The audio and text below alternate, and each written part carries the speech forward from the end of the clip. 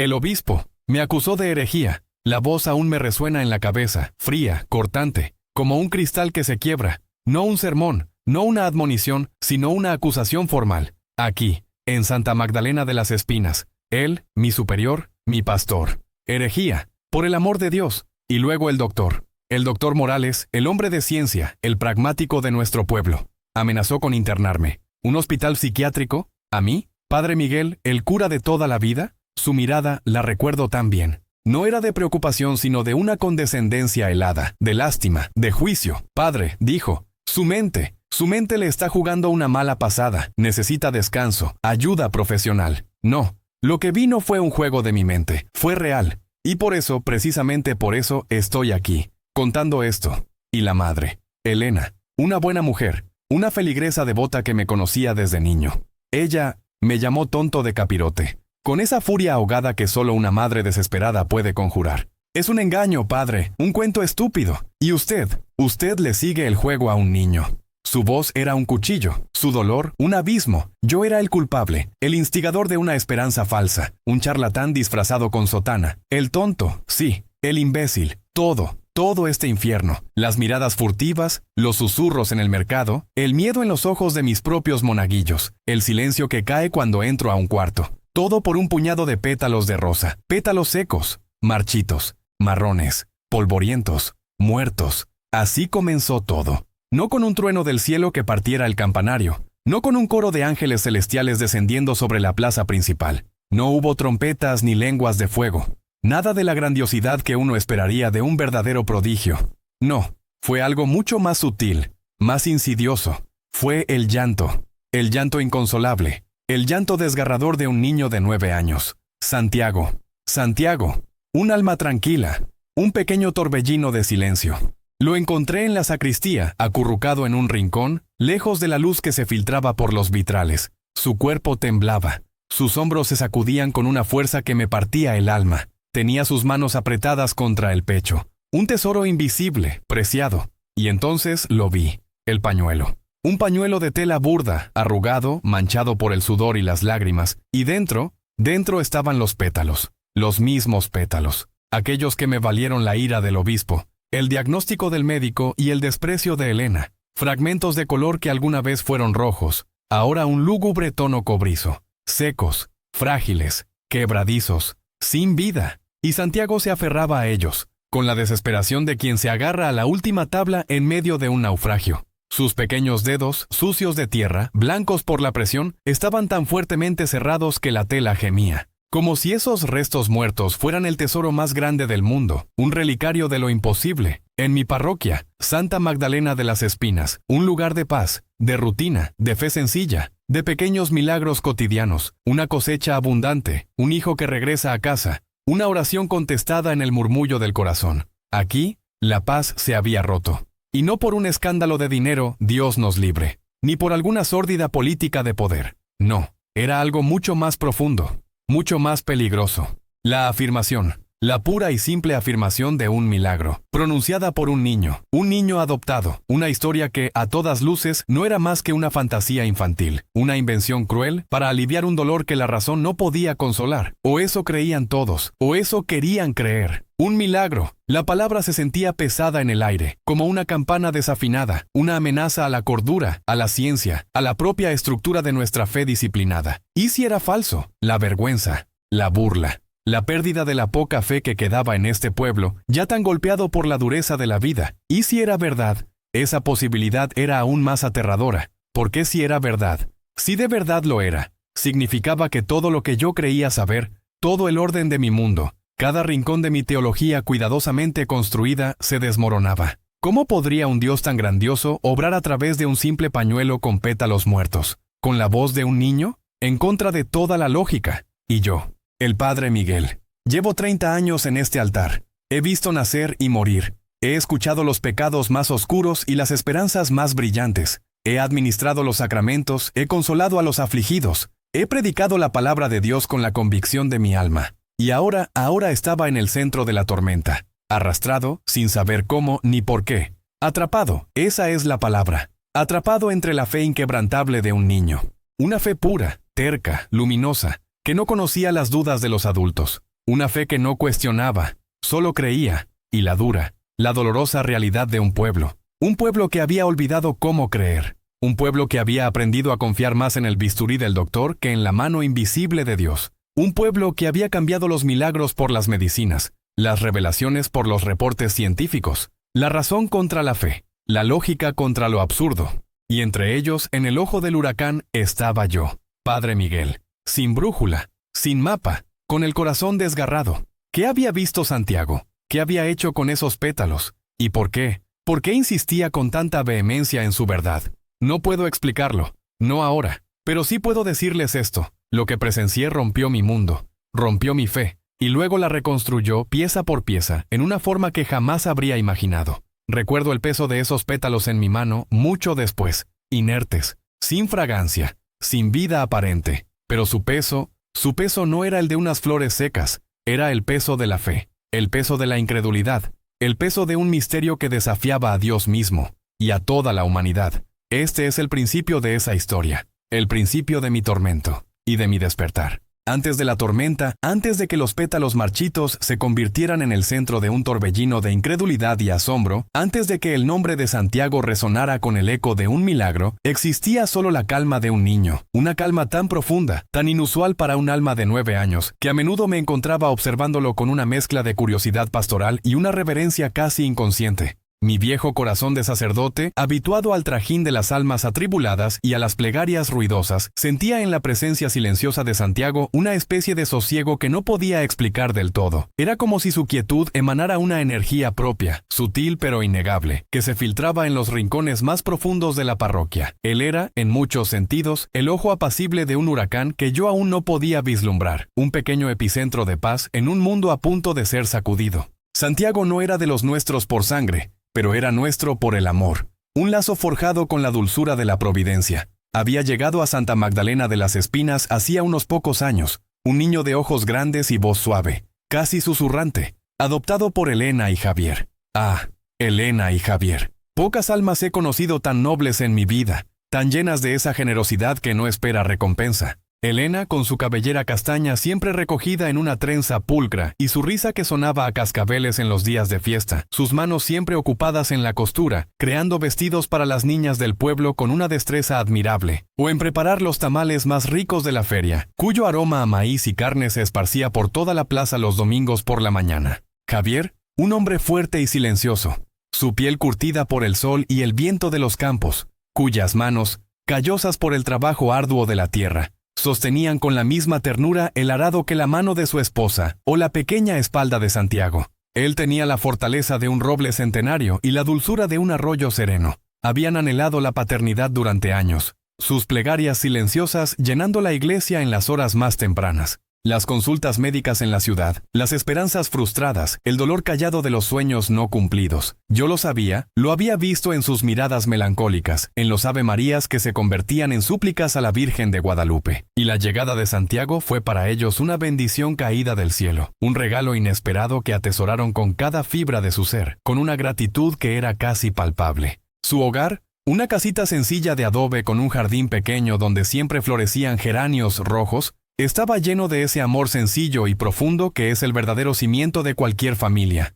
la argamasa invisible que une y sostiene. En esa casa uno sentía el calor del fogón encendido, el aroma a café recién hecho por las mañanas y el eco de las risas contenidas, de las conversaciones susurradas al anochecer. Era un nido de afecto, un refugio seguro. Sin embargo, a pesar de todo el afecto que lo rodeaba, Santiago era un alma callada. No era un niño triste, no. Su mirada no tenía la sombra de la melancolía, ni era retraído en el sentido doloroso de la palabra. Más bien era un observador. Sus ojos grandes y oscuros, como dos charcos de agua de lluvia reflejando el cielo, parecían absorber el mundo con una intensidad particular. Mientras los otros niños correteaban por la plaza de piedra, sus gritos y risas rompiendo la quietud de la siesta, persiguiendo balones de fútbol desgastados o haciendo carreras sin destino bajo el sol inclemente, Santiago se sentaba en el viejo banco de madera bajo el ahuehuete más grande. Su mirada, de una fijeza conmovedora, seguía el vuelo errático de las mariposas de alas amarillas,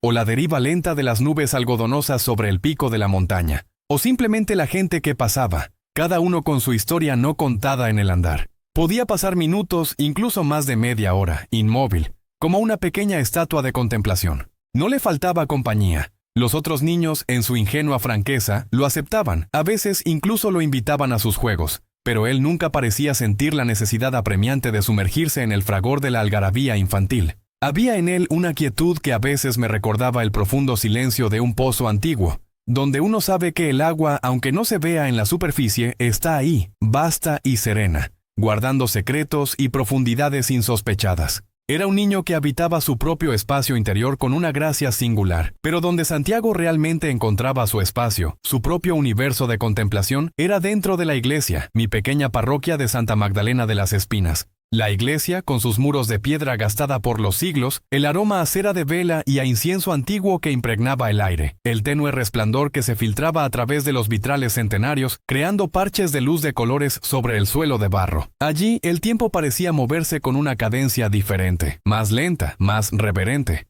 Santiago pasaba horas en ese ambiente sagrado, no jugando, por supuesto, ni siquiera correteando por los pasillos o admirando los vitrales con sus historias bíblicas, como a veces hacían otros chiquillos con curiosidad infantil. Él solo se sentaba, siempre en la primera banca, la que estaba más cerca del altar, de madera oscura y pulida por incontables manos que se habían apoyado en ella, y su mirada no se desviaba. Se fijaba, con una intensidad que a veces desarmaba mi propia fatiga y mis preocupaciones mundanas, en la imagen de Nuestra Señora de Guadalupe. No le hablaba, al menos no con palabras audibles, con la voz que a veces se atrevía a usar para un monosílabo. Nunca lo vi murmurar el Padre Nuestro o el Ave María en voz alta, como hacían las viejitas devotas que venían cada día, sus rosarios entre las manos nudosas, a pedirle milagros o a agradecerle los ya concedidos. Santiago simplemente la miraba. Era un escrutinio silencioso, profundo, un diálogo mudo que me intrigaba hasta lo más hondo del alma, como si estuviera intentando descifrar el secreto de las estrellas cosidas en su manto azul verdoso,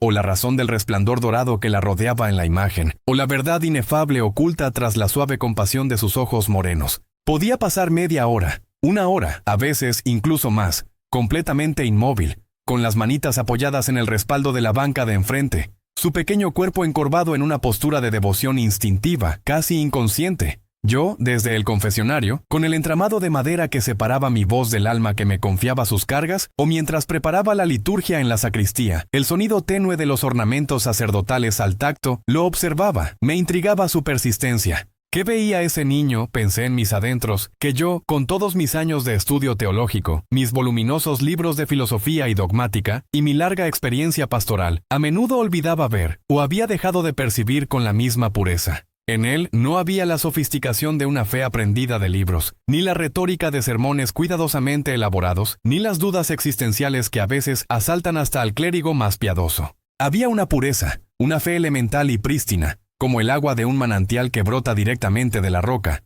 sin filtros ni desvíos. Una fe que los adultos, con el peso de nuestras dudas, nuestras experiencias, nuestras justificaciones racionales, nuestros miedos y nuestras inevitables decepciones, perdemos con el tiempo, poco a poco, como la erosión de un río. Nos volvemos complicados, enredados en nuestra propia mente, mientras que la fe de Santiago era la de un corazón que se entregaba sin reservas, sin filtros, a lo que intuía como verdad suprema. Era una conversación silenciosa, estoy seguro, un diálogo que no necesitaba palabras audibles, ni gestos grandilocuentes, ni rituales externos aprendidos de memoria. Solo la mirada penetrante de un niño y la infinita ternura de la Madre de Dios. Una comunión que iba más allá de lo que nosotros, los sabios del mundo, atados a lo tangible y lo verificable, podemos comprender o explicar con la limitada lógica humana. La imagen de Nuestra Señora, con su manto lleno de estrellas y su rostro moreno y compasivo, parecía devolverle la mirada a Santiago con una familiaridad que trascendía el arte sacro y se adentraba en el terreno de lo personal, lo íntimo, lo profundamente espiritual. No era un ídolo para él. Era una presencia, un ser vivo, resonando en lo más hondo de su ser. A menudo me preguntaba qué encontraba en esa imagen, qué abismo de su pequeña alma llenaba. Era el consuelo de una figura materna idealizada, un amor incondicional que, aun siendo tan amado por Elena y Javier, un niño adoptado siempre anhela, tal vez en un estrato más profundo. Era la sensación de pertenencia, de ser visto y amado incondicionalmente, que tal vez sentía que le faltaba en un mundo tan vasto y a veces tan indiferente. No me malinterpreten, sus padres adoptivos eran lo mejor que le pudo haber pasado, y su amor era un río caudaloso que lo envolvía. Pero un niño, especialmente uno que ha pasado por el proceso de la adopción, incluso si no recuerda conscientemente el tiempo anterior, lleva en su alma una pregunta no formulada, un eco de una historia no contada. Busca raíces, busca su lugar en el vasto tapiz de la existencia, un sentido de continuidad que el acto de la adopción, por más amoroso que sea, intrínsecamente fragmenta. Y Santiago, en esa primera banca, frente a Nuestra Señora,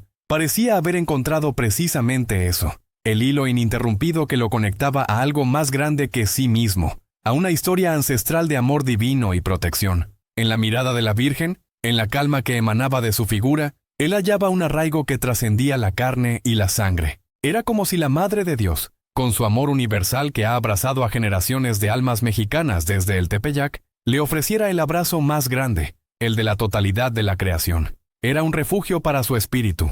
Un ancla en un mar que, para un niño silencioso y pensativo como él, a veces debía sentirse inmenso y desconocido. Era su secreto, su santuario personal dentro del santuario público de la iglesia. Un espacio donde el alma de Santiago podía respirar libremente y encontrar su propia resonancia. Nunca le pregunté directamente qué hacía o qué pensaba mientras miraba a la Virgen. Mi instinto pastoral, guiado por una intuición que me decía que las cosas más sagradas no deben ser profanadas por la verbalización, me dictaba prudencia. Temía que cualquier palabra mía pudiera romper la delicada burbuja de su contemplación, manchar la inocencia de su fe con las preguntas del mundo adulto, las exigencias de la razón o las etiquetas de la teología. Prefería dejarlo estar, solo en su particular devoción, admirando esa conversación silenciosa que parecía fluir, como un arroyo invisible, entre su pequeño corazón y el de la Madre de Dios. Una y otra vez me preguntaba si yo, con todos mis años de clero, aún podía alcanzar esa pureza de fe. Y en el silencio de esas horas, Santiago, sin saberlo, me evangelizaba a mí, su anciano sacerdote. Esta rutina se mantuvo por años. Santiago crecía, un poco más alto, un poco más fuerte, pero su devoción no cambiaba. Se volvía más profunda, más arraigada, como un árbol joven que echa raíces firmes en tierra fértil.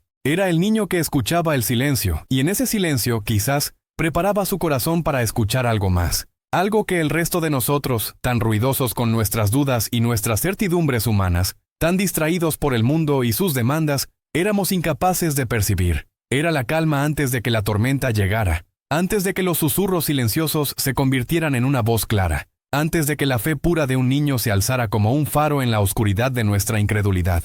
Y yo, Padre Miguel, simplemente observaba, sin saber que estaba siendo testigo de la cuna de un milagro, de la génesis de una fe que pronto desafiaría no solo al pueblo, sino al mismísimo cielo. Capítulo 3. La sombra en el hogar de Elena y Javier. El corazón de un niño es un jardín secreto, Padre. Un lugar donde la fe puede florecer sin el abono de la razón, sin la poda de la experiencia amarga. El pequeño Santiago, con su silencio elocuente y su mirada fija en la guadalupana, era para mí la encarnación de esa pureza. Él encontraba en el regazo de Nuestra Señora un refugio, un sentido de pertenencia que, tal vez, la vida aún no había logrado cimentar del todo en su pequeño mundo. Su devoción, silenciosa y constante, era la calma que precedía a una tormenta que ni él ni yo podíamos aún vislumbrar. Era la semilla de una fe que crecería en el suelo más árido, en la sombra de un dolor que se cernía, pesada y oscura, sobre su hogar. Porque si bien el alma de Santiago hallaba paz en la iglesia, su casa, esa que había sido un faro de amor y de risas para Elena y Javier, comenzaba a cubrirse con un velo de tristeza casi imperceptible al principio, luego tan denso que ahogaba la luz de cada nuevo amanecer. Elena, su madre adoptiva, era una mujer de sol. Recuerdo sus manos fuertes amasando tortillas para la venta en el mercado, su voz melodiosa cantando coplas de amor mientras barría la calle frente a su casa, sus ojos, que eran dos pozos de alegría, siempre dispuestos a reír, a consolar, a amar. Ella era el ancla de esa familia, el motor que impulsaba cada día con una energía inagotable y una fe que parecía tan inquebrantable como las montañas que abrazaban nuestro pueblo. Javier, su esposo, un hombre trabajador y silencioso, la veneraba con una devoción que era casi tan palpable como el aire que respiraban. Él era el roble fuerte, y ella la vid exuberante que lo cubría de vida y color. Pero el destino, o la inescrutable voluntad divina, tejió una trama cruel. Fue hace poco más de un año cuando Elena empezó a quejarse de un cansancio persistente, de dolores en las articulaciones que al principio atribuía a la edad o al ajetreo del trabajo. Luego vinieron los temblores finos en sus manos, esos que hacían que las tortillas se le cayeran de la mesa, que el hilo de bordar se le escapara de la aguja. Sus pasos se hicieron inciertos, su voz, antes clara y vibrante, comenzó a velarse, como si una densa niebla se instalara en su garganta. Los médicos locales no sabían qué decir. Balbuceaban excusas, recetaban vitaminas, hasta que Javier, desesperado, la llevó a la capital. Y allí, en un frío consultorio donde el aroma a desinfectante sofocaba cualquier esperanza, llegó el diagnóstico. Una enfermedad degenerativa rara, de esas que la ciencia llama incurables, que se apoderaría lentamente de su cuerpo, neurona tras neurona, hasta convertirla en una sombra de lo que había sido. El médico, con esa voz neutra que usan para dar las peores noticias, les dijo que no había cura, solo tratamientos paliativos que podrían ralentizar lo inevitable, pero que al final la vida de Elena se iría apagando como una vela consumida por la noche. Recuerdo la tarde en que Javier vino a mi parroquia. Sus hombros encorvados, su rostro surcado por un dolor que no había visto ni en los entierros más desoladores. Me contó la noticia con voz ronca, apenas audible, y sentí que mi propio corazón se encogía dentro del pecho. «Padre», dijo, sus ojos fijos en el crucifijo de la sacristía. ¿Por qué ella? ¿Por qué a Elena, que es tan buena, tan llena de fe? No había respuestas fáciles para preguntas así, padre. Solo el silencio, la compañía y la oración humilde que implora al cielo aquello que la tierra no puede ofrecer. La enfermedad avanzó, inexorable. Vi a Elena transformarse. Sus ojos, que antes eran espejos de alegría, ahora reflejaban una fatiga infinita, una tristeza profunda. Su cuerpo, antes ágil y enérgico, se volvió lento, torpe, cada movimiento un esfuerzo titánico. Las manos que habían horneado pan y bordado manteles, ahora temblaban incontrolablemente. Su risa se convirtió en un suspiro, sus canciones en un murmullo distante. Se había ido el brillo, la vitalidad que la definía, reemplazada por una fragilidad que rompía el alma a quienes la amábamos. Era como ver una hermosa flor marchitarse pétalo a pétalo, día a día, con la cruel lentitud del tiempo. Javier, bendito sea su nombre, se convirtió en su sombra, su guardián, su fortaleza. Se partía el lomo en 2 trabajos, uno en el campo y otro en la carpintería del pueblo, para poder pagar los caros medicamentos y las ocasionales visitas a los especialistas en la capital. Sus manos, antes fuertes y firmes, ahora parecían más grandes, más callosas, como si el dolor y el esfuerzo se hubieran grabado en ellas. Su rostro, antes abierto y amable, se llenó de surcos de preocupación, de ojeras perpetuas. Había en su mirada un cansancio que iba más allá del físico, una desesperación silenciosa que se negaba a rendirse, pero que lentamente lo consumía. Él cuidaba de Elena con una ternura que conmovía hasta las lágrimas. La bañaba, la ayudaba a vestirse, la alimentaba con paciencia infinita, y por las noches, cuando ella dormía, lo escuchaba en el patio, solo, rezando en voz baja, a veces con sollozos ahogados que el viento de la noche se llevaba. Era la fe de un hombre bueno, puesta a prueba en el crisol del sufrimiento más profundo. Y en medio de todo este dolor, estaba Santiago. El niño que antes observaba con esa quietud suya, ahora observaba la enfermedad con la misma intensidad. Lo veía sentado junto a la cama de su madre, en silencio, tomándole la mano, a veces acariciando su frente febril. Él no entendía la totalidad de la tragedia, pero sentía el peso de la tristeza, la densidad de la desesperanza que se instalaba en cada rincón de la casa. Era un peso que se respiraba en el aire, que se veía en los ojos opacos de su madre, en el cansancio implacable de su padre. Yo, al visitar la casa, sentía cómo la fe, antes tan sólida en el hogar de Elena y Javier, comenzaba a agrietarse. Las imágenes de santos seguían en la pared, los rosarios colgaban de los espejos, pero las oraciones se volvían menos frecuentes, más mecánicas, teñidas de un amargo «¿Por qué, Dios mío?», que ahogaba el fervor. Había un miedo palpable, el miedo a que Dios los hubiera abandonado, o peor aún, que no quisiera escucharlos. La fe es un músculo que se atrofia sin ejercicio y se agota sin esperanza. La esperanza de Elena y Javier se había ido desdibujando con cada nuevo síntoma, con cada visita al médico que no ofrecía más que un encogimiento de hombros. En ese hogar, antes tan lleno de luz, ahora dominaba una penumbra, no solo por las cortinas corridas para proteger a Elena de la luz excesiva, sino por la sombra que la enfermedad arrojaba sobre cada corazón.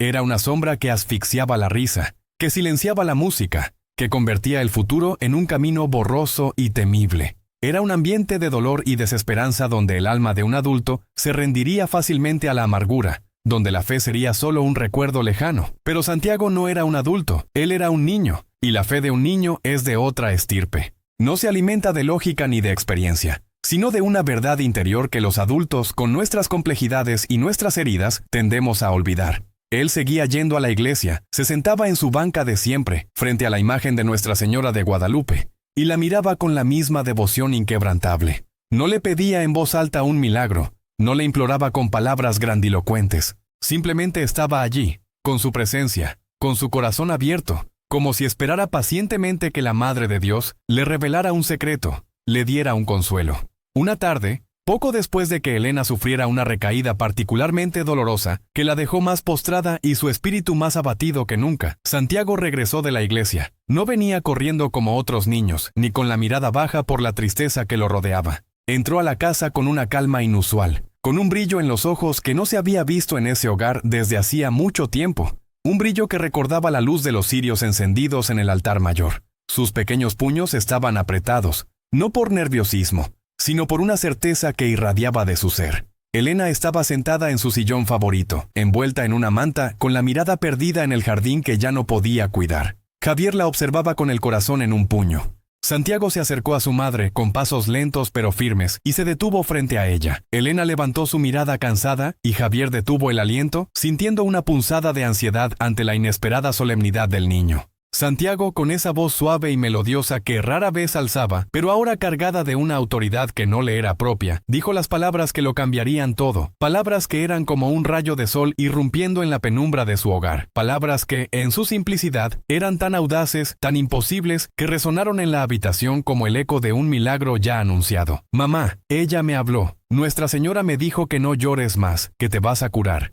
El silencio que siguió fue más denso que la propia enfermedad, más pesado que la desesperación que flotaba en el aire. Fue un silencio cargado de incredulidad, de asombro y, sobre todo, de un dolor tan profundo que no podía permitirse la más mínima chispa de falsa esperanza. Elena, con un esfuerzo visible, esbozó una sonrisa, esa sonrisa triste y forzada que usan los adultos para proteger a los niños de la dura realidad, una máscara de gentileza para esconder un corazón roto. Sus ojos, aunque reflejaban el amor inmenso por su hijo, también dejaban entrever una pena antigua, una sabiduría amarga forjada en el fuego de la enfermedad. «Ay, mi Santiago», susurró Elena, su voz más débil que nunca, mientras intentaba acariciar su cabello con su mano temblorosa. «Qué cosas tan bonitas dices, hijo. Pero no juegues con cosas así, mi amor. Son muy serias». Javier, por su parte, reaccionó con una mezcla de ternura y la cruda practicidad de quien vive al límite. Se acercó, puso una mano en el hombro de Santiago y con la voz suave para no romper el frágil equilibrio de la casa, le dijo: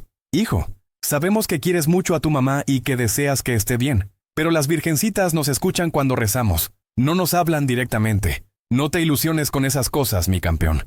Es solo tu imaginación». Ellos lo decían con amor. Lo sé. Lo decían con la desesperación de quien ya no puede cargar más peso, de quien no puede permitirse la decepción de una esperanza fugaz. Lo decían porque el dolor les había enseñado que la vida era cruel, que las promesas a veces no se cumplían, y que la fe, por muy grande que fuera, a veces no bastaba para mover las montañas de la enfermedad. Sus corazones, antes tan abiertos a la posibilidad del milagro, se habían blindado contra ella, no por falta de fe, sino por un exceso de sufrimiento. Preferían la amarga certeza de la realidad a la dulce tortura de una esperanza que, creían, era falsa. Preferían proteger al niño de una desilusión inevitable. Pero Santiago, con la inquebrantable certeza de su jardín secreto, no había inventado nada. Él solo había compartido la verdad que había escuchado, la voz que se había posado en el silencio de su corazón. La reacción de sus padres, ese silencio incómodo y esa sonrisa triste, fue para él el primer muro que se alzaba, no ante su inocencia, sino ante la posibilidad de un milagro que apenas comenzaba a gestarse. Y yo, Padre Miguel, me enteraría de todo esto días después, sin saber que estas palabras inocentes, dichas por un niño adoptado a quien nadie creyó, eran el preludio del perfume del cielo. El inicio de una historia que me obligaría a mí mismo, a este viejo cura, a recordar que Dios no siempre habla en los truenos, sino a veces, en el susurro de un niño y en el aroma de una rosa marchita. Días después de aquella tarde en que Santiago pronunció las palabras que sacudieron la quietud del hogar de Elena y Javier. «Mamá, ella me habló. Nuestra Señora me dijo que no llores más, que te vas a curar». La corriente silenciosa de la vida del pueblo comenzó a desviarse. Al principio fueron apenas unas ondas, un murmullo que se ahogaba en la rutina, pero la convicción de Santiago era un manantial inagotable, una fuente de agua clara que se negaba a ser sofocada por la incredulidad. No se trataba de la terquedad de un niño caprichoso, ni de la excentricidad de una imaginación desbordada. Era la tranquila, inquebrantable certeza de quien ha visto una verdad sencilla y profunda, y que, por la pureza de su corazón, no concibe otra respuesta que la de compartirla. Santiago, el niño que hablaba con el silencio, ahora tenía una voz que quería ser escuchada, no con gritos o exigencias, sino con esa quietud persistente que solo los corazones más puros poseen. Él seguía llegando a la iglesia, no solo para sentarse en la primera banca y mirar a Nuestra Señora, sino para observar las rosas que adornaban su altar cada domingo. Había una nueva misión en sus ojos, una tarea sagrada que lo había transformado de observador pasivo en un pequeño guardián de un secreto divino. Su atención meticulosa a los pétalos, a su lento marchitarse, era tan palpable que incluso yo, desde la sacristía o mientras preparaba la liturgia, notaba su presencia, su paciencia casi adulta. Fue una tarde de confesiones, cuando el sol de poniente filtraba hilos de oro a través de los vitrales, tiñendo el aire de polvo y devoción, que Santiago buscó la oscura intimidad del confesionario. Su figura pequeña y enjuta apenas se distinguía detrás de la reja. Recuerdo el crujido de la madera al arrodillarse, el leve suspiro de un alma que se prepara para abrirse. No había en su voz el titubeo de quien confiesa una travesura, ni la vergüenza de quien expone un pecado. Había una seriedad que me conmovió hasta lo más hondo. Una gravedad que solo había escuchado en los ancianos al final de sus días, al revelar los misterios más profundos de sus vidas. «Padre Miguel», comenzó, su voz apenas un susurro que luchaba por atravesar la reja.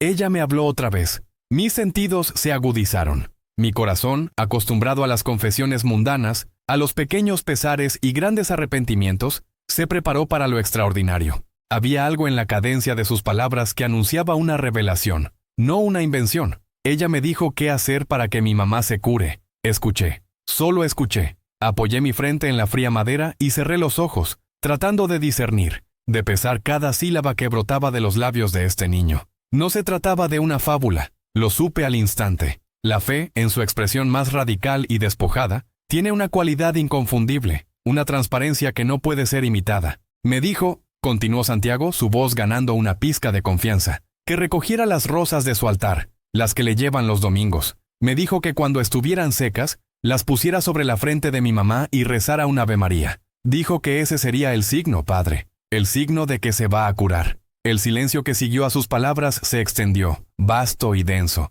en el pequeño espacio del confesionario. Era un silencio que resonaba, un eco de lo inefable. En ese momento, mi alma de sacerdote se encontró en una encrucijada. El protocolo, la prudencia que años de formación eclesiástica y experiencia pastoral me habían inculcado, gritaban en mi interior. ¡Qué locura! ¡Qué irresponsabilidad! ¿Cómo podía un pastor de almas alentar semejante fantasía, semejante superstición? El miedo al fanatismo, a la credulidad sin fundamento, era un fantasma que siempre acechaba en los rincones de mi conciencia. Había visto a muchas almas sinceras descarriarse por caminos de falsas promesas, por la búsqueda de signos grandilocuentes que solo conducían a la desilusión y, a menudo, a una fe más quebradiza que antes. Mi deber era proteger, guiar con sensatez, anclar la fe en la roca de la doctrina y la razón, no en el capricho de una revelación infantil. Pero entonces, en el silencio denso, abrí los ojos y vi a Santiago. No sus ojos directamente, claro, pues la reja lo impedía, pero sentí su presencia, la pura e inquebrantable convicción que emanaba de él, y en mi corazón resonó una verdad más antigua que cualquier protocolo. Sus ojos no mentían.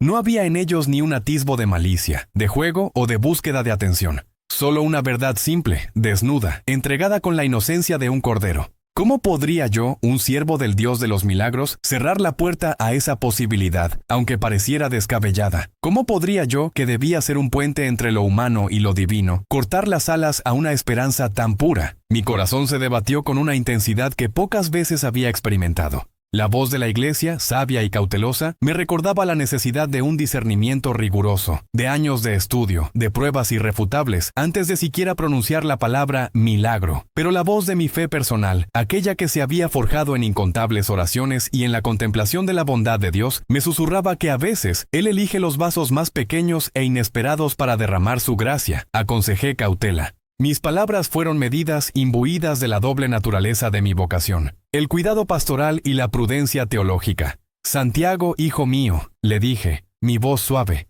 estas son cosas muy serias. Las palabras de Nuestra Señora son un don, pero también una gran responsabilidad.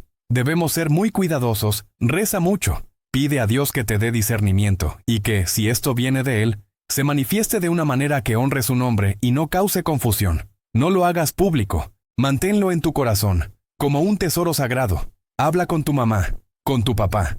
Que ellos sean parte de esta oración contigo, si así lo desean. Y yo, hijo, rezaré contigo. Rezaré para que la voluntad de Dios se cumpla y para que tu corazón no sufra desilusión. Mis palabras buscaron protegerlo, proteger a Elena, proteger a la comunidad de una posible decepción. En el fondo, quizás, buscaban protegerme a mí mismo, de la expectativa, del ridículo si todo quedaba en nada. Sin embargo, en el fondo, una pequeña chispa de esperanza se encendió en mi propio corazón. Una llama que se atrevía a arder en la oscuridad de la incertidumbre. Era la fe que se rebelaba contra la lógica, la intuición que desafiaba la razón. Pero el pueblo, el pueblo de Santa Magdalena de las Espinas. Un pequeño pueblo donde los secretos rara vez permanecen sellados. La historia de Santiago, de sus encuentros silenciosos con la imagen de la Virgen y de su audaz afirmación de que ella le había hablado, ya había comenzado a circular. La confidencia del niño, su convicción al decírselo a sus padres, no pudo contenerse. Los niños tienen amigos, las madres tienen vecinas, y en un lugar donde las penas y las alegrías se entrelazan en la plaza del mercado, los rumores tienen alas. La noticia de que la Virgen se había comunicado con el pequeño huérfano adoptado y que había prometido la curación de Elena se extendió como la pólvora. Al principio eran susurros curiosos, entremezclados con la habitual chismografía del pueblo. ¿Ya escuchaste lo de Santiago? Dicen que la Virgen le habla. Pobre niño, con lo que está sufriendo su madre. Pero rápidamente los susurros se transformaron en comentarios más directos, y las opiniones comenzaron a polarizarse. Algunos, los más piadosos y los que recordaban las viejas historias de milagros en el campo, miraban a Santiago con una mezcla de asombro y reverencia. Eran los que aún conservaban la capacidad de creer en lo imposible, los que habían visto la mano de Dios en las pequeñas y grandes maravillas de la vida. Para ellos, la esperanza de la curación de Elena se convirtió en una oración compartida, un anhelo colectivo. Otros, sin embargo, eran más escépticos. Veían en la historia una fantasía peligrosa, un cuento de hadas que solo serviría para agravar la ya dolorosa situación de la familia. Es el estrés, pobre criatura, decían las lavanderas a la orilla del río. Está viendo cosas por la preocupación de su mamá. Los hombres en la cantina, con un trago en la mano, lo descartaban como cosas de niños, invenciones para llamar la atención. Y luego estaba el doctor Morales, el doctor Elías Morales, un hombre que se había forjado a sí mismo a base de lógica, ciencia y una disciplina férrea. Había estudiado en la capital y traía consigo el pragmatismo de la medicina moderna, un bisturí afilado para cortar la superstición y la credulidad. El doctor Morales era un hombre respetado en el pueblo, no solo por su habilidad para curar, sino por su postura inquebrantable ante los hechos. Para él, lo que no podía ser medido, analizado o explicado, simplemente no existía. ¿Y los milagros? Los milagros eran para los libros de historia antigua, no para la sala de espera de su consultorio. Cuando los rumores de la Virgen que hablaba con el niño llegaron a sus oídos, el doctor Morales reaccionó con una mezcla de irritación y preocupación profesional. Había estado siguiendo de cerca el deterioro de Elena y sabía con la fría certeza de sus conocimientos que su caso era terminal. La idea de que un niño, por muy bien intencionado que fuera, estuviera sembrando falsas esperanzas en una familia ya devastada, le pareció no solo imprudente, sino cruel. Convocó a Elena y Javier a su consultorio. Los sentó frente a su escritorio, bajo la luz cruda de una bombilla que no dejaba lugar a sombras ni a ilusiones. Sus palabras fueron directas, sin rodeos, con esa autoridad que la ciencia confiere. «Miren, Elena, Javier», comenzó, su voz grave y pausada. «Entiendo que estén pasando por un momento muy difícil. Es natural buscar consuelo, buscar respuestas, cuando la vida nos golpea tan duro. Pero debemos ser realistas. La enfermedad de Elena ya no tiene cura, lo saben. Y la imaginación de Santiago, sus conversaciones con la Virgen, no son más que un mecanismo de defensa». Luego, con una terminología que, aunque técnica, era comprensible para los afligidos padres, diagnosticó al niño con estrés por trauma. Explicó que era una fantasía, una creación de la mente infantil para lidiar con el dolor abrumador de ver a su madre enferma. El niño está sufriendo, y su mente crea estas historias para protegerse, para encontrar una esperanza donde no la hay. Es un proceso psicológico, necesita apoyo, sí, pero no necesita que le den pábulo a estas ilusiones, porque solo prolongarán la agonía y harán más dolorosa la eventual realidad. Las palabras del doctor Morales cayeron como piedras sobre el ya frágil corazón de Elena y Javier. Eran la voz de la autoridad, de la razón, de la ciencia. Si ya antes habían dudado de Santiago, ahora la voz de la medicina confirmaba sus temores. Su hijo no había recibido un mensaje divino, sino que era víctima de su propia angustia. La sonrisa triste de Elena se hizo más profunda. Sus ojos, ya apagados por la enfermedad, se llenaron de una nueva sombra de preocupación por su hijo. Javier, el hombre de trabajo incansable, sintió como el último asidero de esperanza se escurría entre sus dedos ásperos. El diagnóstico del doctor Morales no solo sentó un precedente médico, sino que, en la mentalidad del pueblo, se convirtió en una verdad inquebrantable. La autoridad científica pesaba mucho, y lo que antes era un rumor, ahora era un caso clínico. La duda se convirtió en un muro de piedra, un cerco inexpugnable que rodeaba a Santiago. Los vecinos, antes divididos, ahora inclinaban la cabeza, asintiendo con comprensión. Pobre niño. El doctor tiene razón. Es el trauma. Hay que entenderlo. El muro de la duda se hizo palpable, no solo en las conversaciones de los adultos, sino en la mirada de sus propios padres. Ya no había esa tibia, aunque vacilante, apertura a la posibilidad. Ahora había preocupación, compasión mezclada con una sutil invalidación. Cuando Santiago, con la inocente persistencia de su corazón, les recordaba las palabras de la Virgen, Elena le sonreía con melancolía y le decía: «Sí, hijo, ya lo sé, pero ahora hay que rezar mucho, ¿eh? Rezar de verdad». Y Javier, con la voz quebrada por el cansancio y la pena, le pedía que se concentrara en jugar, en ser un niño, en lugar de pensar en esas cosas. Para Santiago, este muro fue quizás más doloroso que la incredulidad inicial. Fue el aislamiento en su propia verdad.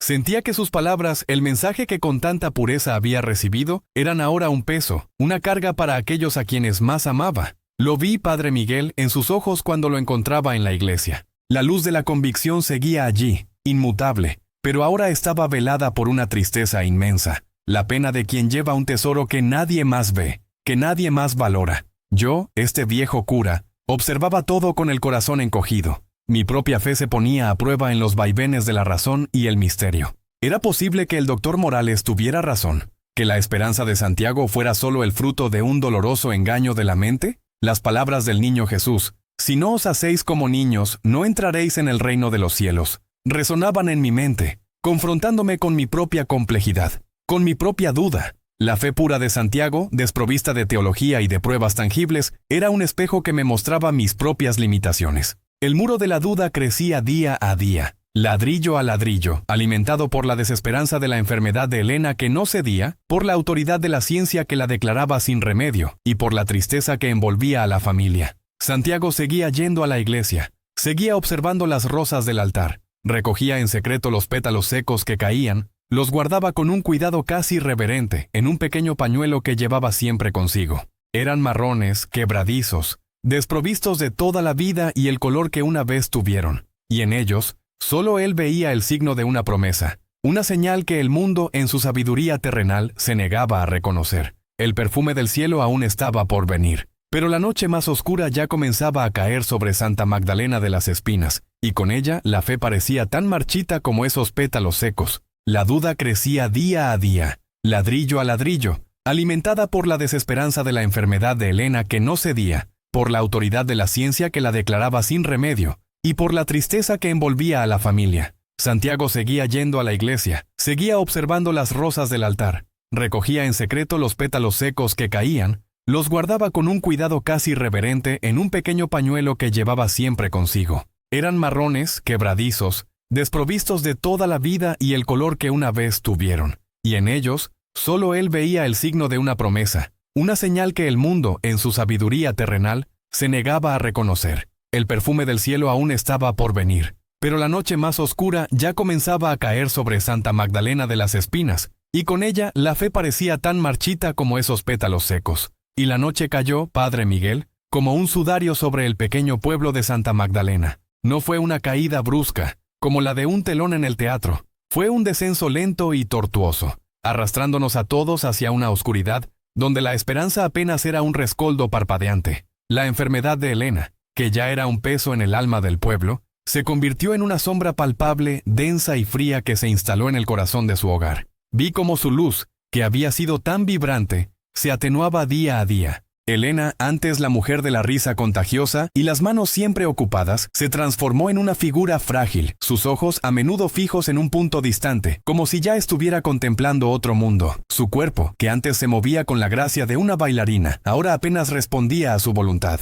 Cada gesto era un esfuerzo, cada palabra un susurro entrecortado. Las mañanas traían consigo una palidez alarmante, y las noches estaban llenas de una tos seca que resonaba en el silencio de su casa. una tos que sonaba como el lamento de un alma atrapada. Javier, bendito Javier, el hombre de manos fuertes y espalda ancha, se iba encogiendo bajo el peso de la pena. Lo veía en la plaza, en la tienda, con los hombros un poco más caídos, las ojeras más pronunciadas, la sonrisa ausente. Sus ojos, que antes brillaban con el amor por su familia y la alegría de la vida sencilla, ahora llevaban una expresión de desesperación contenida, como un mar agitado por la tormenta pero atrapado detrás de un dique. Hacía todo lo humanamente posible. Cuidaba a Elena con una ternura infinita. Trabajaba el doble para cubrir los gastos de los médicos y las medicinas. Intentaba mantener la esperanza viva para Santiago. Pero yo sabía, con la certeza sombría de quien ha visto demasiado dolor, que se estaba agotando. Su fe, antes una roca,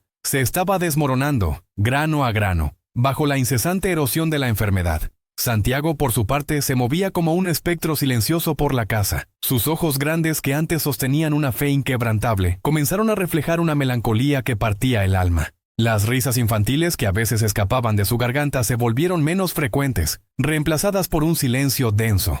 Había dejado de hablar de Nuestra Señora. Había dejado de mencionar las rosas. Ya no era el niño profeta, sino un niño que cargaba el peso de una esperanza no cumplida, de una promesa que parecía desvanecerse en el aire. Pero yo sabía que seguía guardando los pétalos. Lo vi una tarde, en el atrio de la iglesia, con el pañuelo en la mano, sus pequeños dedos acariciando los fragmentos secos con una reverencia que me oprimió el pecho. Quise acercarme, quise decirle algo, pero ¿qué? ¿Qué se le dice a un niño cuya fe pura está siendo aplastada por la dura realidad de un mundo que no escucha a las vírgenes? Y entonces llegó la noche más temida. Recuerdo el repique frenético de las campanas de mi iglesia, no el de la llamada a misa, sino el de la urgencia, el de la emergencia que rompía la quietud de la madrugada. Desperté de un sobresalto y corrí hacia el hogar de Elena, mi sotana a medio abrochar, el corazón latiendo desbocado. Al llegar, la luz que se filtraba por las ventanas era apenas un hilo mortecino. La puerta estaba abierta de par en par, y pude escuchar los lamentos de Javier antes siquiera de cruzar el umbral.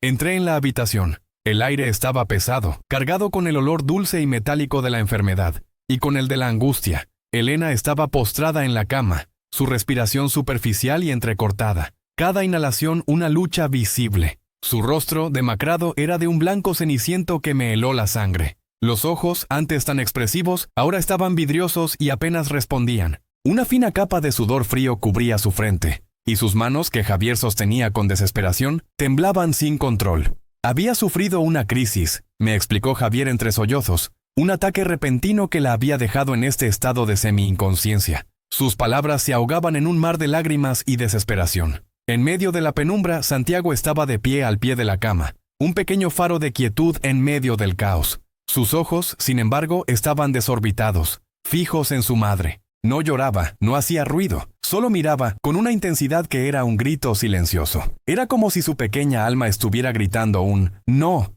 desesperado a la inminencia de la tragedia. El doctor Morales llegó poco después, su rostro adusto y su maletín de cuero gastado bajo el brazo. Era un hombre de ciencia, sí, de mente aguda y manos firmes, pero también de una franqueza que a veces rayaba en la crueldad, especialmente cuando la ciencia ya no ofrecía respuestas. Lo observé mientras examinaba a Elena, su ceño cada vez más fruncido. Palpó su pulso con dedos metódicos, escuchó su respiración con un estetoscopio frío y movió su cabeza lentamente, con esa expresión que los médicos adoptan cuando saben que no hay nada más que hacer. Se volvió hacia Javier, y sus palabras cayeron como piedras sobre el aire ya denso. «Javier», dijo con una voz baja y grave, desprovista de toda esperanza. «Lo siento mucho. Es el principio del fin.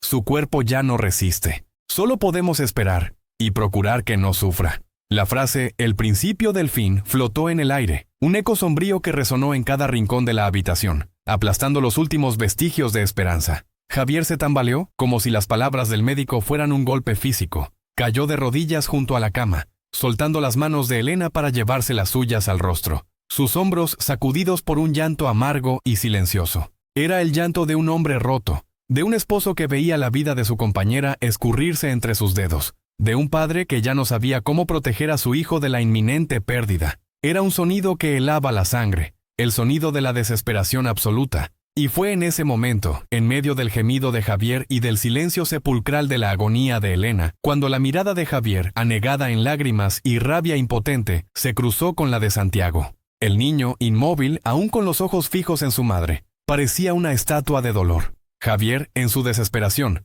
en su impotencia furiosa ante la injusticia de la vida, explotó. Sus palabras no fueron de maldad, sino del dolor más puro que un corazón humano puede soportar. Un grito de rabia contra un destino cruel. «¡Santiago!», clamó Javier, su voz ronca por el llanto y la frustración. «Basta, ya basta de tus cuentos de flores y vírgenes. Mira lo que está pasando. Mira a tu madre. No hay milagros, hijo. Solo hay dolor. Con tus historias solo añades más pena a esta tragedia». El grito de Javier, aunque teñido de un amor desesperado, fue un golpe brutal. Vi cómo las palabras impactaban en el pequeño Santiago, no como un sonido, sino como una fuerza invisible que lo empujaba hacia atrás. Era el golpe final. Era la negación de todo lo que había creído. La demolición de su última esperanza, no por un extraño, sino por la voz más amada y confiable en su mundo. Los ojos del niño se nublaron, y una lágrima, la primera que vi brotar de él en toda la tarde, rodó por su mejilla. Era una lágrima silenciosa, que no buscaba consuelo, sino que marcaba el final de una batalla perdida. Sin decir una palabra, sin mirar a nadie más, Santiago se giró lentamente y salió de la habitación. Lo vi pasar a mi lado, un pequeño bulto de dolor y desolación. En su pequeña mano apretaba el pañuelo con los pétalos. Pude vislumbrar a través de la tela el contorno de esos restos secos, marrones, frágiles. Parecían tan insignificantes, tan patéticos en ese momento de derrota. Yo, el padre Miguel, el supuesto guía espiritual, me sentí inútil, vacío. Las palabras de Javier, aunque duras, resonaban con la cruda verdad de la situación. ¿Dónde estaba la señal? ¿Dónde la promesa? Lo seguí instintivamente sin saber bien por qué. No me atrevía a hablarle. ¿Qué consuelo podía ofrecer yo que el mismísimo padre del niño no había podido? Las palabras se sentían huecas, los rezos inútiles. La fe, incluso la mía, se tambaleaba. Caminé detrás de él por las calles oscuras, el silencio de la noche solo roto por el suave crujido de sus pequeños pasos sobre el empedrado. Santiago no se dirigía a casa de ningún amigo, ni a un rincón donde esconder su pena.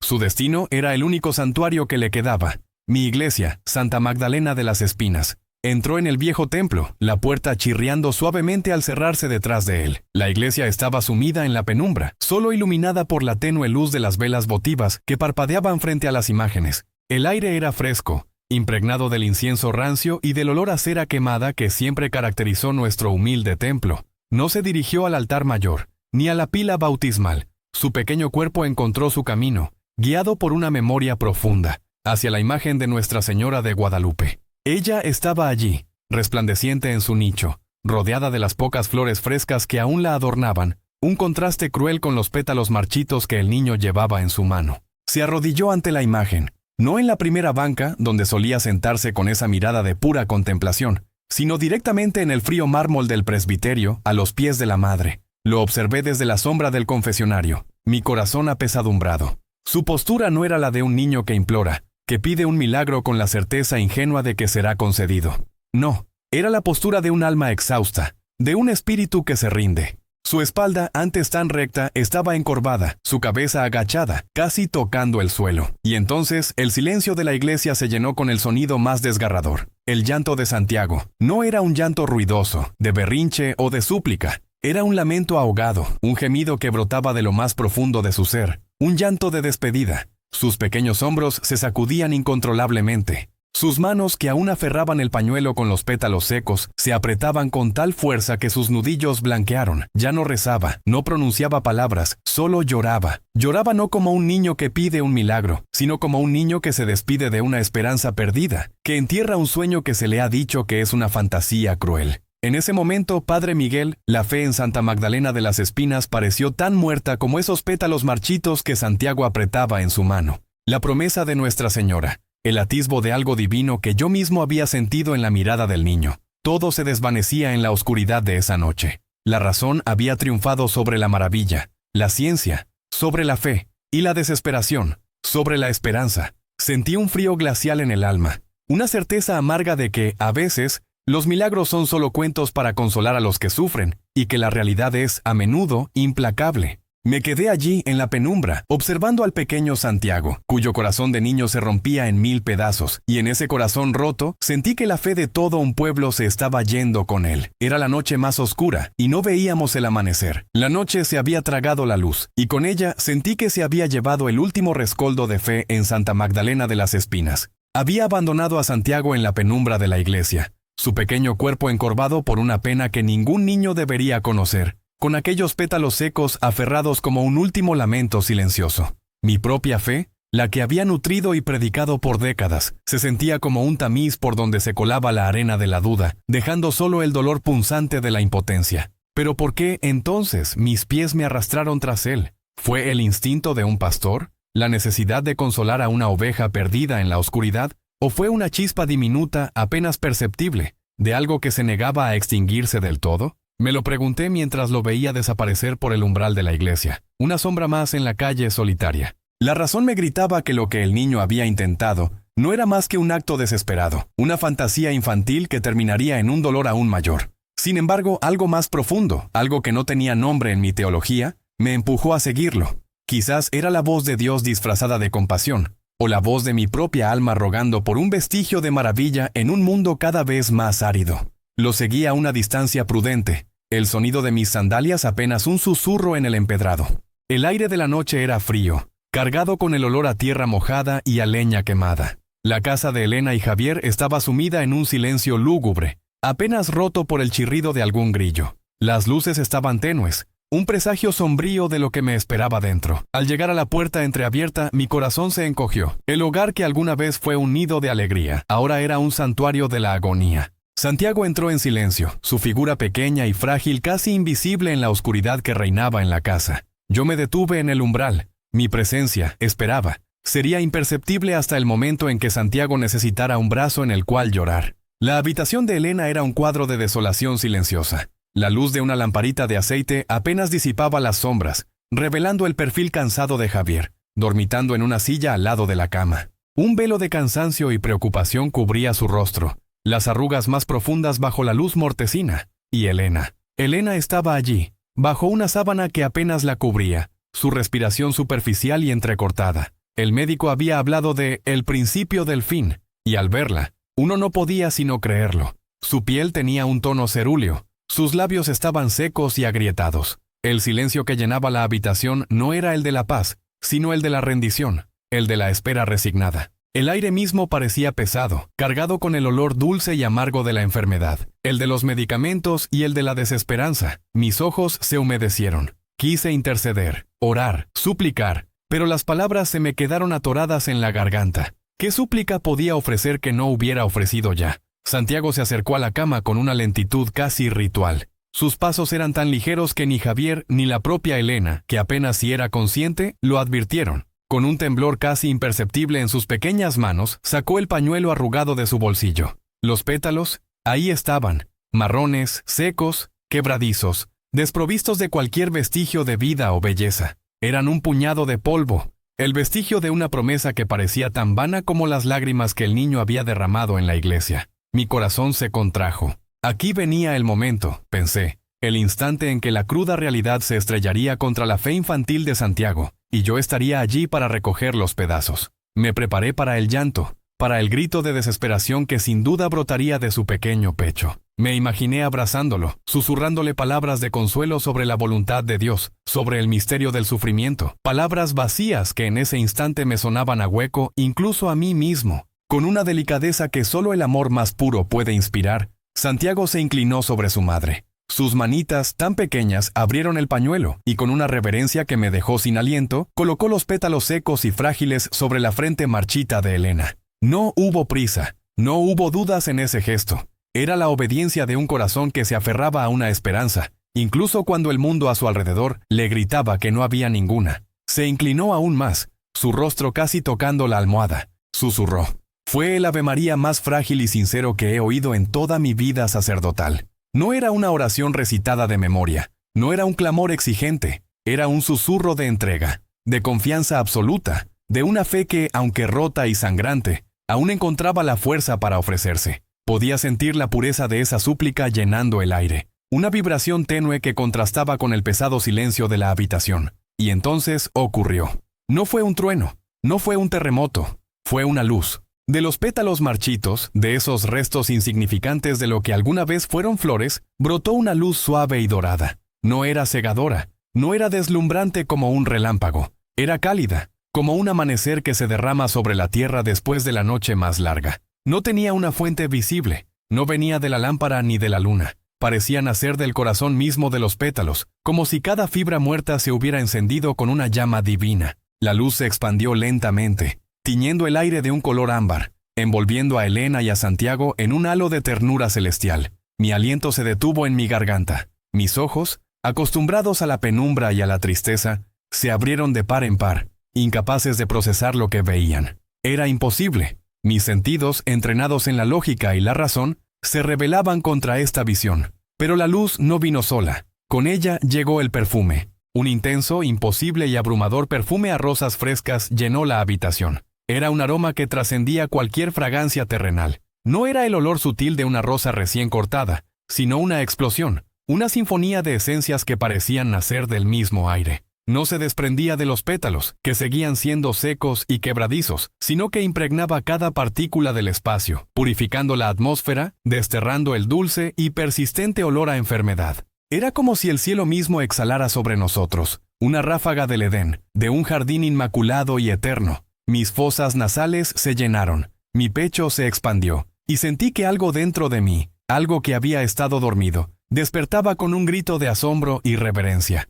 Era un perfume que quemaba suavemente el alma, una caricia divina. Javier, sobresaltado por la luz que ahora inundaba la habitación y el aroma imposible que lo envolvía, se despertó de golpe. Sus ojos, aún empañados por el sueño y el cansancio, se abrieron con una expresión de asombro incrédulo. Y en medio de todo esto, Elena abrió los ojos. Ya no estaban velados por la enfermedad ni por el agotamiento. Estaban claros, eran de un azul profundo y brillante, llenos de vida, llenos de conciencia. La neblina que había cubierto su mirada por tanto tiempo se había desvanecido, como si una venda invisible se hubiera desprendido de sus pupilas. Se incorporó en la cama, lenta, deliberadamente. No hubo un esfuerzo agónico. No hubo el quejido de dolor que la había acompañado durante años al intentar el más mínimo movimiento. Se sentó erguida, con una gracia que le era ajena desde hacía mucho tiempo. Miró sus manos, las movió, flexionó los dedos, observó sus palmas. No había en ellas el temblor constante, incontrolable,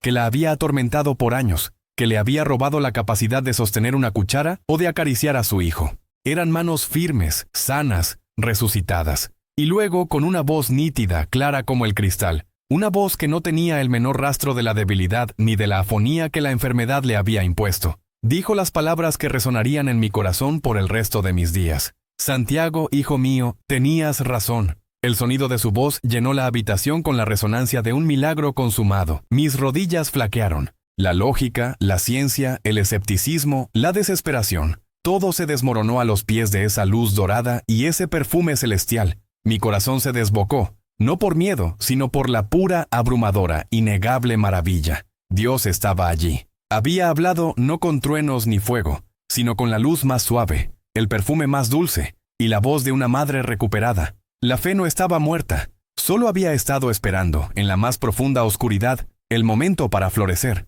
Lo que siguió a la nítida voz de Elena fue un caos sagrado. Javier, que había dormitado en la silla, agotado por la vigilia y la desesperación, se despertó con un sobresalto al escuchar a su esposa. Sus ojos se abrieron y vieron a Elena sentada, la espalda recta, la mirada clara. Por un instante, una mezcla de sueño y confusión nubló su rostro, pero al ver la luz dorada que aún danzaba en la habitación, y sentir el perfume inconfundible, sus facciones se transformaron. Fue como si el peso de años de angustia se le cayera de los hombros de golpe. Con un sollozo ahogado que brotó de lo más profundo de su ser, Javier se arrodilló al lado de la cama, sin palabras, solo lágrimas, manos temblorosas aferrándose a las de su esposa, comprobando la calidez, la fuerza que ahora irradiaban. Aquel hombre que se había partido el lomo hasta el cansancio, ahora lloraba, no de dolor, sino de una alegría que parecía querer reventarle el pecho. Mis propias rodillas, apenas sosteniéndome, me hicieron caer también, no de manera reverente, quizás, sino por la pura conmoción. Miré a Santiago, el pequeño que había sido el instrumento de tanta gracia. Sus ojos, antes llenos de lágrimas de desesperación, ahora brillaban con una paz que iba más allá de su edad. Había visto a su madre enferma, había sido testigo de su desesperación, y ahora, en ese momento, la veía resucitar ante sus ojos. El milagro se desplegaba, no como un espectáculo, sino como una tierna revelación, íntima y profunda. No pasó mucho tiempo antes de que el rumor, la incomprensible noticia de la mejoría de Elena, llegara a oídos del doctor Morales. Ya era de madrugada cuando lo llamamos de nuevo, con la voz temblorosa de Javier al teléfono. El doctor llegó con un semblante de escepticismo aún más acentuado que el habitual. Sus ojos, antes de ver a Elena, ya reflejaban una mezcla de lástima y reproche. Seguramente preparado para enfrentarse a una histeria colectiva o al delirio de una familia al borde del abismo. Pero cuando entró en la habitación y vio a Elena sentada tranquilamente en la cama, bebiendo un poco de agua, el color abandonó su rostro. Lo vi palidecer. Sus ojos de médico, acostumbrados a la fría lógica de la patología, se toparon con algo que no encajaba en ningún libro de medicina. Comenzó su examen con la meticulosidad de siempre. El estetoscopio, el pulso, la revisión de pupilas, los reflejos. Cada paso que daba era más lento. Su ceño, antes fruncido por la impaciencia, ahora se arrugaba en una perplejidad creciente. Palpó los ganglios que antes estaban hinchados. Auscultó un corazón que ahora latía con regularidad. Revisó las articulaciones que habían sido dolorosas y rígidas. No encontraba rastro alguno de la enfermedad degenerativa. Ninguno. Era como si el mal jamás hubiera existido. Una restitución total, instantánea e inexplicable. La ciencia, su fiel compañera, lo había abandonado en el umbral de lo divino. Finalmente se irguió, sus manos temblaban ligeramente, y su mirada se perdió en la nada, completamente sin palabras. Un doctor que no tenía un diagnóstico, que no tenía una explicación, que no tenía nada, solo el silencio atónito. La noticia estalló en el pueblo como un trueno en un día despejado. Las primeras horas de la mañana vieron un peregrinaje de vecinos, curiosos al principio, luego asombrados. La habitación de Elena se llenó de miradas atónitas, de susurros de incredulidad que poco a poco se transformaron en exclamaciones de asombro y luego en llantos de devoción. El aire, increíblemente, aún conservaba ese aroma a rosas celestiales, un testimonio olfativo que se aferraba a las cortinas y a las paredes, negándose a desaparecer. Nadie podía ignorarlo. No era una sugestión, era una fragancia tan real, tan intensa, que penetraba el alma. El obispo, nuestro excelentísimo, se enteró de la situación unos días después, a través de los canales habituales de la burocracia eclesiástica, que por lo general distorsionan las verdades más sencillas. La primera vez que le llegó el rumor fue precisamente como el padre Miguel había temido: un fraude. Una superstición peligrosa, alentada por un niño y, por extensión, por el mismo sacerdote de la parroquia. La acusación inicial de herejía, aquella que había comenzado con unos pétalos marchitos y la simple historia de un niño, parecía encontrar un nuevo eco, pero esta vez con mayor fuerza, ante la posibilidad de un engaño masivo. Su reacción fue la esperada. Llegó con prisa a Santa Magdalena de las Espinas, no para celebrar, sino para investigar y, de ser necesario, corregir. Pero el obispo no encontró lo que esperaba. No encontró a un pueblo crédulo y engañado, ni a una mujer fingiendo una curación. Encontró a Elena, vibrante, sana, cocinando para su familia, sus ojos brillando con una luz que no podía ser fingida. Encontró a Javier, transformado, su rostro surcado por nuevas líneas de gratitud en lugar de desesperación. Encontró a Santiago, el mismo niño silencioso y humilde, cuya historia se había convertido en el susurro más sagrado del pueblo. Y encontró el perfume, sí, el perfume. El aire de la casa de Elena y Javier aún lo retenía, débilmente, pero de manera inconfundible. Y los pétalos secos, marrones y quebradizos, esos mismos que antes fueron objeto de burla y de mi propia vacilación, ahora se mostraban como la reliquia más preciada, guardados con un celo que revelaba la santidad de lo que habían tocado. Mi defensa, en esta ocasión, no fue con palabras de teología o con argumentos intelectuales. Mi defensa fue Elena, fue la mirada atónita del doctor Morales, fue el perfume que envolvía el ambiente. Fue la fe sencilla de un niño que había sido el canal para algo extraordinario. Fue el cerrar de un círculo que había comenzado con una acusación de herejía contra mí, por una fantasía infantil, y que ahora se completaba con una verdad innegable. El milagro no era una historia contada por un niño para escapar del dolor. No, el milagro era una mujer sana que caminaba entre nosotros, que reía, que vivía con una renovada plenitud. El milagro era una habitación que aún olía a rosas celestiales y un puñado de pétalos secos que se habían convertido en el testimonio tangible de que, a veces, Dios elige los instrumentos más humildes para manifestar su amor y su poder, desafiando toda lógica y toda duda humana. Hoy, Santa Magdalena de las Espinas respira diferente. No es solo el aire fresco de la sierra o el incienso de los domingos, es una atmósfera impregnada de gratitud y una fe renovada que, confieso, hacía mucho no sentía. La gente, antes asediada por la rutina y el escepticismo silencioso, ahora reza con un fervor que brota del corazón, no de la costumbre. Las bancas de mi iglesia se llenan, no por obligación, sino por un deseo genuino de buscar a aquel que se ha manifestado de manera tan asombrosa entre nosotros. Las conversaciones en la plaza ya no giran solo en torno a las cosechas o los chismes, sino que a menudo derivan hacia la maravilla, hacia el recordatorio de que lo divino no está tan lejos como pensábamos. ¿Y Elena? Elena. Verla es como contemplar un milagro viviente cada día. Vive su segunda oportunidad con una plenitud y una gratitud que irradian como un sol en el crepúsculo. Sus ojos, antes velados por el dolor y la resignación, ahora brillan con una luz clara y serena, un testimonio silencioso de la vida que le fue devuelta. Camina erguida, con la gracia de quien ha regresado de un largo viaje y ha vuelto a encontrar su rumbo. Su risa, que creíamos perdida, resuena a menudo en el pueblo, recordándonos que la alegría es también una forma de oración. Ella no necesita contar su historia. Su presencia es la historia, un faro de esperanza para todos los que alguna vez dudaron.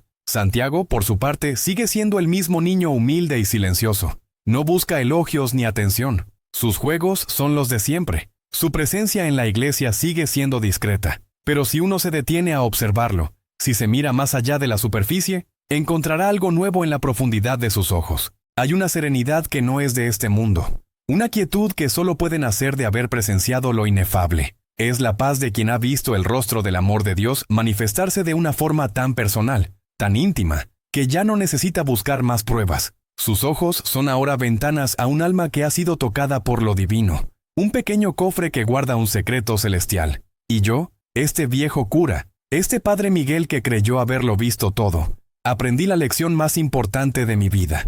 Aprendí que Dios no necesita nuestras elaboradas teologías, ni nuestra prudencia mundana que tan a menudo disfraza nuestro miedo a lo desconocido. No necesita de argumentos complejos ni de explicaciones racionales que satisfagan a nuestra mente lógica. A veces, todo lo que necesita es la fe pura de un niño adoptado a quien nadie creyó.